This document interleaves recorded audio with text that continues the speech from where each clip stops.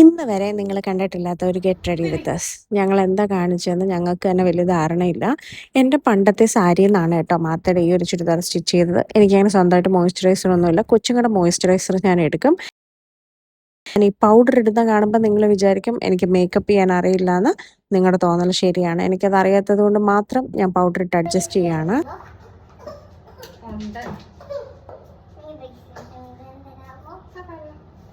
മാർത്തയുടെ പറച്ചിൽ കേട്ടാത്തൊന്നും ഞാൻ കൊടുത്തില്ലെങ്കിൽ അവൾ ഇടത്തില്ലെന്ന്. പിന്നെ നമുക്കറിയാം ലിപ്സ്റ്റിക് ഇടുന്നത് കുഞ്ഞു പിള്ളേർക്കാണേലും വലിയവർക്കാണേലും നല്ല വിഷമാണ്. അതുകൊണ്ട് തന്നെ ഞാൻ നല്ല ക്വാളിറ്റിയുള്ള ലിപ്സ്റ്റിക്ക് മേടിക്കാറില്ല. ഒരുങ്ങി നിന്നപ്പോൾ നോക്കിയപ്പോൾ കൊച്ചിനെ കാണുന്നില്ല. അവൻ ഇതിൻ്റെ അകത്ത് കയറി ഇരിപ്പുണ്ടായിരുന്നേ.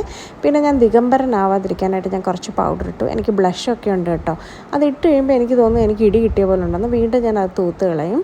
ഇതൊക്കെയാണ് എൻ്റെ ഒരു സന്തോഷം. ഇന്നെങ്ങും ഇവന് പോകണ്ടായോടെ. വീണ്ടും അതിലേക്ക് കയറാനായിട്ട് അവൻ കിടന്ന് കരഞ്ഞു കേട്ടോ.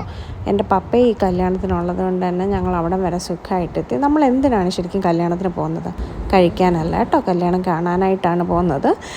കൊച്ചവിടെ കിടന്ന് കരഞ്ഞപ്പോൾ ഞാൻ സ്റ്റേജിൻ്റെ പുറകിലിരുന്ന് വലിയൊരു ശർക്കര എടുത്ത് അവൻ്റെ കൈ കൊടുത്തു. ഞങ്ങൾ മൂന്നാളും അത് ഷെയർ ചെയ്ത് കഴിച്ച് സന്തോഷമായിട്ട് തിരിച്ചുപോയി.